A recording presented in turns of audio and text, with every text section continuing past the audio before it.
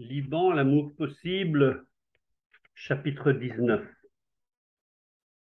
Lamia ferma doucement la porte et retourna au salon sur la pointe des pieds. Moumi, qui avait bu à longs traits et mangé peu, était déjà profondément endormi, la tête sur les genoux de sa grand-mère. Et Lamia le contempla un long moment. Il était très amaigri et tout barbouillé, ses belles boucles emmêlées et couvertes de brindilles sèches, et ses yeux profondément enfoncés à cause de la déshydratation. Mais il était sain et sauf, sans aucune blessure, et avec elle désormais. Elle se baissa et l'embrassa tendrement, puis il se tourna vers la femme effondrée contre le mur, qui n'arrivait pas à retrouver son souffle. Êtes-vous malade? Demanda Lamia. Voulez-vous vous allonger? Permettez que je me repose un peu, dit humblement la femme, et puis je m'en irai. Nous nous sommes enfuis tôt ce matin lorsque la grande bataille a commencé. Au moment où les vôtres ont donné l'assaut, il semble que des milliers des nôtres aient essayé de s'échapper en courant. Des familles entières, des hommes, des femmes et des enfants ont été tués dans leur fuite et sont tombés entassés les uns sur les autres. J'ai été touché, mais blessé seulement. Et Kamal, qui habitait près de chez nous, a été bon. Il aimait l'enfant. Le père a été tué pendant le siège il y a 3 semaines, et il nous a tirés derrière une haie d'épines à l'extérieur du camp. Nous avons attendu toute la journée, sans manger ni boire, mais Dieu soit loué, il y avait un peu d'ombre. À la tombée de la nuit, nous avons rampé à travers le bois, et Kamal m'a montré votre maison. Je vous ai amené l'enfant, car vous l'aimez, et ici il sera en sécurité. Je, je vais bientôt aller vers mon Créateur. Qu'importe si les chrétiens tirent sur moi, puisque de toute façon je suis en train de mourir. Son récit avait été ponctué de quintes de tout qui la faisaient souffrir. À un moment, elle pointa l'index vers le haut et fit un effort pour se lever, mais retomba, lourdement épuisée. Vous pouvez rester ici, dit Lamia. Personne ne le saura. Où êtes-vous blessé? La femme montra du doigt son côté et releva son vêtement. L'endroit était recouvert de sang coagulé et on voyait entre les côtes une plaie violette affreuse. La balle avait probablement traversé presque entièrement le poumon, et il était à peu près impossible à cette heure de trouver rapidement un médecin. Lamia était impuissante, mais Léla avait l'expérience de la maladie et de la souffrance. Peut-être saurait-elle que faire. Il fallut beaucoup de temps pour réveiller Léla, et encore plus de temps pour lui expliquer la situation. Mais une fois qu'elle eut compris, elle sembla tout à coup redevenir elle-même. Les blessures de ce genre n'avaient pas manqué dans sa famille, et elle avait soigné son propre fils dans un cas semblable.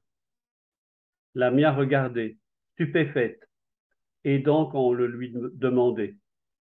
Avec une délicatesse infinie, la vieille femme nettoyait la plaie et changeait le linge souillé, tout en murmurant des paroles réconfortantes et pleines d'amitié. Comme c'est étrange, pensa Lamia. Léla était toujours en train de grommeler contre les Palestiniens, mais cette femme n'est pour elle en ce moment qu'une blessée à soigner, et sa nationalité ne compte plus. De toute façon, il est clair que Léla est comme le chien qui aboie plus fort qu'il ne mord. Ce fut presque plus difficile d'expliquer à son père pourquoi il devait à cette heure abriter sous leur toit une Palestinienne. Mais quand il vit Moumi et entendit toute l'histoire, il dit que la femme pouvait rester dans la maison, et Samy dut jurer de garder le silence. La radio claironna la victoire et les bombardements cessèrent, tandis que dans le silence inhabituel, Aïcha se mourait. La balle avait pénétré profondément, et il était peu probable qu'Elias, parti à la recherche d'un médecin, arriverait à temps. Léla resta assise auprès d'elle tout le jour, lui prodiguant ses soins, et Lamia fit la toilette de Moumi. lui donna à manger et le coucha dans son propre lit, pour le sentir plus près d'elle. Il était affaibli par la dysenterie et le manque de nourriture, et n'avait nulle envie de courir ou de jouer. La température d'Aïcha augmentait, mais malgré son essoufflement, la fièvre semblait lui délier la langue. Parfois, perdant toute notion de temps et de lieu, elle se revoyait, jeune femme heureuse de noble naissance, dans son pays natal, avant que les Israéliens n'aient détruit la ville et abattu son mari sous ses yeux. Elle était venue au Liban, fuyant avec ses jeunes enfants, et ils avaient grandi dans les camps. Mais l'un après l'autre, les armes avaient eu raison d'eux, et maintenant il ne restait plus que Moumi. Pourtant, chaque fois que ses yeux se posaient sur l'enfant, une expression de profond soulagement se peignait sur son visage. Notre peuple est un peuple apatride, fugitif. Nous n'avons plus de pays et personne au monde ne veut nous recevoir. Mais lui, Moumi, aura un foyer. Il sera aimé. Il aura une nationalité et une patrie. Il est à vous. Il connaîtra la paix. Dieu a eu pitié de lui. Elle murmurait ces bribes de phrases en s'interrompant tout le temps. Puis, avec la chute du jour, sa respiration devint de plus en plus difficile et elle parla moins. Léla était assise à côté d'elle, lui mouillant le visage, la soutenant, lui donnant une gorgée d'eau à boire, tandis que Lamia allait et venait. Ce soir-là, après avoir couché Moumi, elle vint aussi dans la pénombre s'asseoir auprès d'Aïcha. Elle avait apporté sa Bible et se mit à lire des versets qu'elle avait découverts peu de temps auparavant. J'ai l'assurance que rien ne pourra nous séparer de son amour, ni la mort, ni la vie, ni les anges, ni les puissances célestes, ni le temps présent, ni le temps à venir, ni les hauteurs, ni les profondeurs. Rien dans toute la création ne pourra jamais nous séparer de l'amour de Dieu manifesté en Jésus-Christ, notre Seigneur. La vieille femme crut que Lamia lisait le Coran et elle en eut de la joie. L'amour de Dieu, ce mot universellement compris, ce mot qui ne connaît pas de frontières, qui transcende race et couleur de peau et abat toutes les barrières. Ce mot parla à son cœur. L'amour de Dieu, murmura-t-elle, avec un sourire. Et l'enfant, vous l'avez aimé, vous l'aimerez toujours. Promettez de l'aimer toujours. Lamia, sans l'ombre d'une hésitation, promit. Aïcha mourut de très bonne heure le lendemain matin, tandis que Léla, qui n'avait pas cessé de la veiller, lui tenait la main. Le reste de la maisonnée, peu habitué au calme étrange qui régnait alors, dormait encore. Quand ils se réveillèrent, elle était prête pour l'inhumation. L'air était déjà lourd de chaleur. Elias et Samy, avec quelques voisins, creusèrent une tombe au flanc de la colline, et on l'enterra face au soleil levant, comme elle l'aurait souhaité. Lamia ne les accompagna pas à l'enterrement, elle resta à la maison, avec Léla et Moumi. Quand l'enfant apprit que sa mamie n'était plus là, les coins de sa bouche s'affaissèrent. Ses yeux se remplirent de larmes, et il resta un long moment, dans les bras de Lamia, immobile, les yeux perdus dans le vide. Mais il accepta cette réalité comme il avait accepté tous les bouleversements, la violence et la mort brutale qui avaient empli sa courte existence. Quand le soir fut venu, il était déjà plus éveillé. Léla, qui s'était naguère tant réjouie de son départ, sembla soudain s'attacher à lui. Mais cela ne faisait aucun doute. Il était revenu complètement changé, enfant docile, soumis, étrangement affectueux. Au dehors, dans le lointain, la guérilla continuait, mais on commençait à espérer que ce serait bientôt la fin. La chaleur était intense et, dans cette touffeur humide, les ordures et les décombres dégageaient toujours une odeur épouvantable.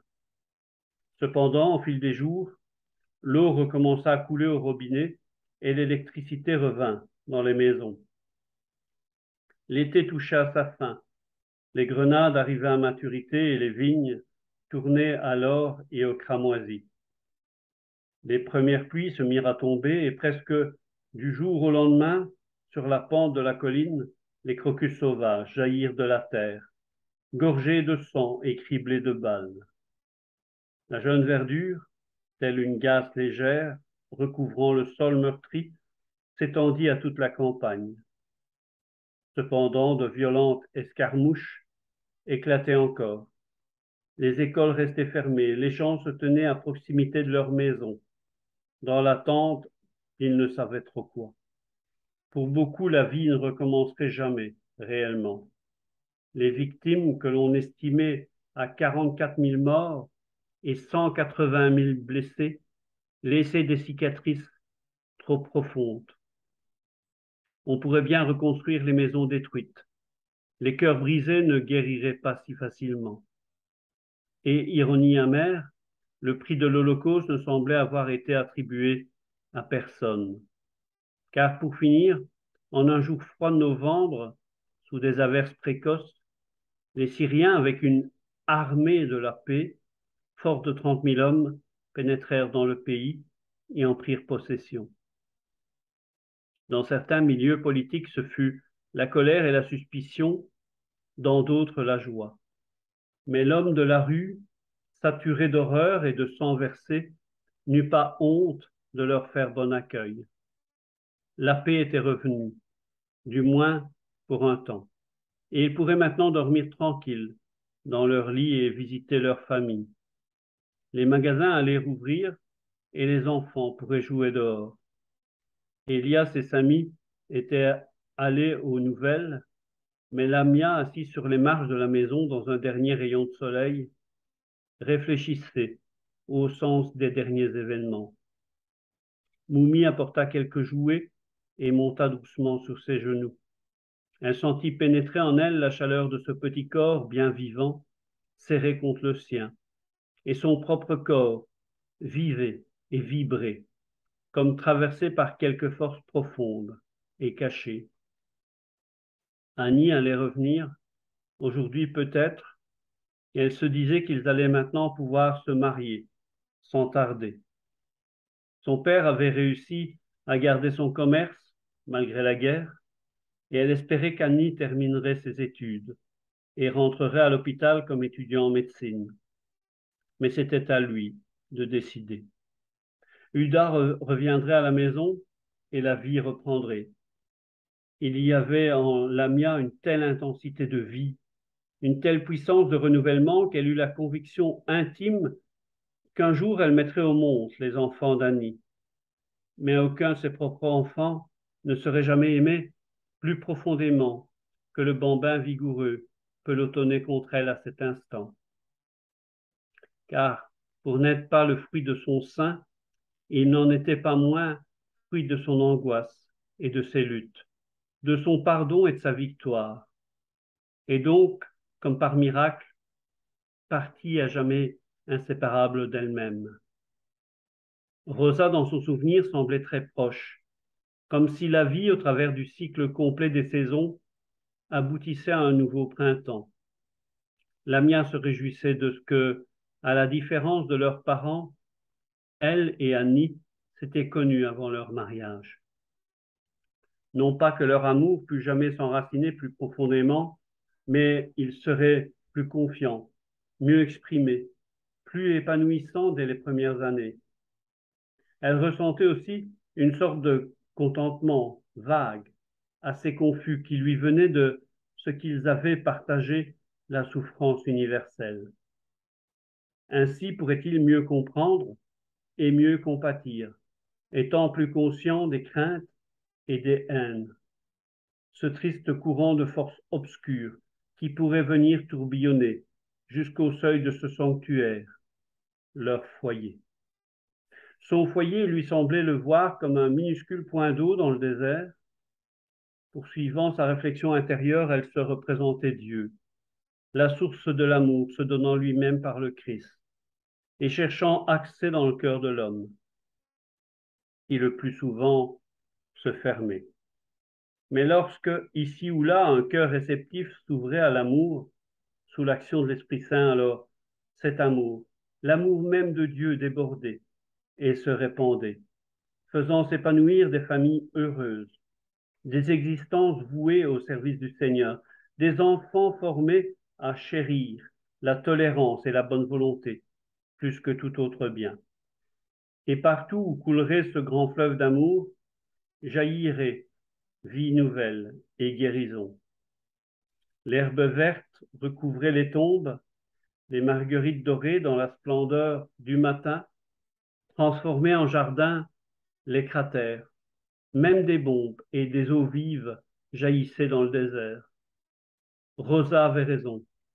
L'amour puisé dans le Christ était le seul chemin vers la paix et rien d'autre ne comptait. Moumi sursauta tout à coup, pivota sur les genoux de Lamia, lui saisit le nez pour qu'elle regarde dans la bonne direction et pointa un doigt d'une propreté douteuse. Regarde, cria-t-il, il y en a deux. Elle se retourna et ensemble ils regardèrent. Le soleil venait de sortir des nuages et un arc-en-ciel immense, un double arc-en-ciel, était suspendu dans la nuit au-dessus de la cité dévastée. Il était si vaste, si clair, si rayonnant de promesses, qu'il semblait enjamber toute la ligne côtière, depuis Tyr jusqu'à Tripoli. Ce récit, c'est vous, c'est moi, avec femme, enfants, maison, métier, voisins, plongés dans l'enfer du Liban, vivant cet enfer et y survivant. Pas tous, hélas, car il y a des disparus, des morts. Pourquoi dire c'est vous, c'est moi? Parce que ce pourrait être vous ou moi. Parce que ce récit ne mentionne que des prénoms, mais aucune date et pratiquement aucun lieu. Dès les premières pages, le livre nous plonge dans l'existence la plus quotidienne d'une famille, comme tant d'autres, installée depuis longtemps dans un des faubourgs de l'énorme capitale tragique, avec aussi 500 ou 1000 pas plus loin des musulmans, un camp palestinien, amis, ennemis, des dizaines de livres et des centaines d'articles ont déjà été publiés sur ce conflit. Tout semble avoir été dit. Les combats sans pitié, les cessez-le-feu sans lendemain, les luttes de clans, les interventions étrangères, Liban, l'amour possible. C'est un peu cela forcément, mais c'est infiniment plus. Un éclairage supplémentaire pour qui veut connaître la vérité, non plus au niveau des factions et des armes, mais à celui des êtres vivants, au niveau de l'homme, tout simplement. Sous la lumière crue des événements, la réalité du Dieu vivant se découvre peu à peu. À Lamia, pour commencer. Une découverte négligée, autant facile d'autrefois, mais qui, dans l'angoisse et l'épreuve, va la secourir et lui rendre l'espoir, à elle et à d'autres aussi. Au fait, vivre le langage de l'amour de Dieu, pas seulement le parler. Peut-être est-ce le seul avenir possible qui reste au Liban déchiré. Un récit intense, de bout en bout, écrit dans une langue familière, sans recherche d'aucun effet, mais qui sait nous rendre présents avec une sincérité bouleversante, les personnages de cette humble et pathétique histoire, où les explosions et les vengeances font saigner un paysage d'une douceur et d'une joie de vivre incomparable. Belle journée et prenez soin de vous.